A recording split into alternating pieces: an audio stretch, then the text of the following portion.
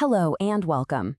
Today, we're going to unlock a key piece of English grammar that I promise will make you sound so much more natural and fluent. Let's dive right in.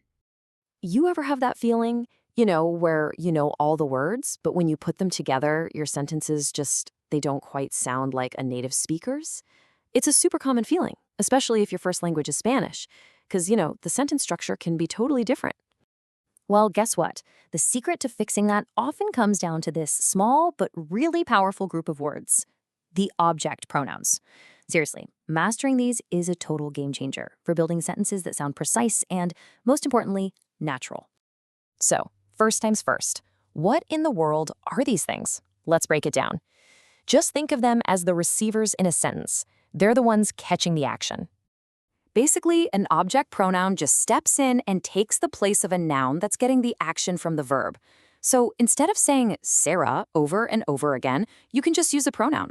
It's all about making your speech way smoother and not so repetitive. All right, let's meet the whole crew. Over on the left, you got the subject pronouns. Those are the ones doing the action. You probably know these guys pretty well. But on the right, those are their object pronoun partners, the ones receiving the action. So I becomes me, he becomes him, and we becomes us. This little chart right here, it's going to be your new best friend. Okay, let's get to our first golden rule, and this is absolutely crucial. This is where English structure often takes a different path from Spanish. It's all about where you put these little words in your sentence. And here it is. This is the fundamental formula you have got to remember. In English, the object pronoun almost always comes after the verb. So it's subject, then the action, then the receiver of that action. Let's see what that looks like. Take a look at this. She calls me. The subject is she, the verb is calls, and right after it comes the object pronoun me. Now in Spanish, you might say ella me llama, right? With me coming before the verb. But in English, we just flip that around. She calls me. Here's another one. They invite us. See? Same exact formula. Subject, they, verb, invite, and the object pronoun us comes after. It's a very, very consistent rule, which is good news for us. Okay, you ready for the next big rule? This one is all about those small but mighty words like for, with, at, and to. We call these prepositions, and they have a very, very strict relationship with object pronouns. And you know what? The rule couldn't be simpler.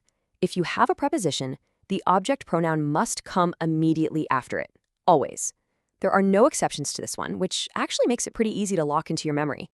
Here's a perfect example you hear all the time. This gift is for you. The preposition is for, so the pronoun you has to follow it directly.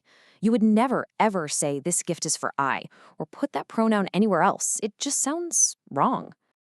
And one more. They are looking at me. Our preposition is at, so the object pronoun me tucks in right behind it. It's this kind of consistent structure that really makes English start to sound right. Now, let's tackle something that trips up a lot of learners. I'm talking about the difference between object pronouns and what we call possessive adjectives. Words like her or trying to figure out their versus them, it can be tricky. But don't worry, there's a really simple way to tell them apart. This slide shows it perfectly using the word her, which can be both. On the left, her is possessive. How do we know? Because it's showing ownership and it's followed by a noun, her car. But on the right, her is an object pronoun. It stands all by itself and receives the action from the verb like. Let's look at it again with their and them.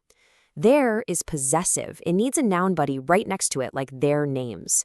But them, that's our object pronoun. It receives the action all by itself. Do you know them? So here's the key. If there's a noun right after it, it's showing possession. If it's standing alone, it's an object pronoun. That's the test. All right, let's put all this great knowledge to the test. We're going to look at some super common mistakes. Honestly, seeing the error and the correction side by side is one of the best ways to make these rules really stick. Okay, mistake number one, a classic. I love she. What's happening here? Well, we're using a subject pronoun, she, where an object pronoun should be. Remember, she is the one receiving the action here, so she can't be the subject. And the fix is so simple. Since the pronoun is on the receiving end of the verb love, you have to use the object pronoun. I love her. Boom, perfect. Mistake number two. This is that classic direct translation trap. You love. This is what happens when you put the object pronoun before the verb, just like you might in Spanish. But as we now know, that breaks our golden rule of English sentence structure. And the correct version, which I'm sure you all know, is I love you. The verb love comes first, followed by the object pronoun you. It just reinforces that core formula we talked about: subject plus verb plus object. And for our last common mistake, we have confusing the possessive his with the object pronoun him.